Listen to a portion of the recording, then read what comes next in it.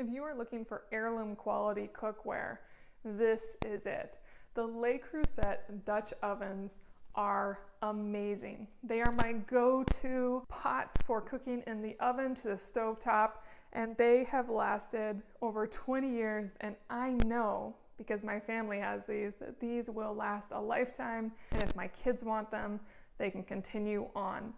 Now, I just want to go over some of the details on these pots. These are the round Dutch ovens. You can tell what size they are by the bottom. This is a number 22, which is 3.5 quarts or 3.3 liters. And this one is the 28. It's exceptionally heavy to flip it up like this, but you can see right there, 28. And that means it's 7.25 quarts or 6.7 liters.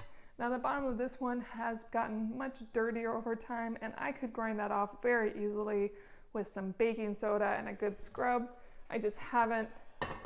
And I just want to go over the pieces of these that make them so incredibly durable. They are enameled cast iron, which not only is beautiful, but is very good at giving a very even cooking and retaining heat when you close them up. Now, over time, they can get a little worn down, but I actually think that is what gives them some character and shows that they're really well loved. I know the handles have changed, and I could switch out these handles very easily if I wanted to.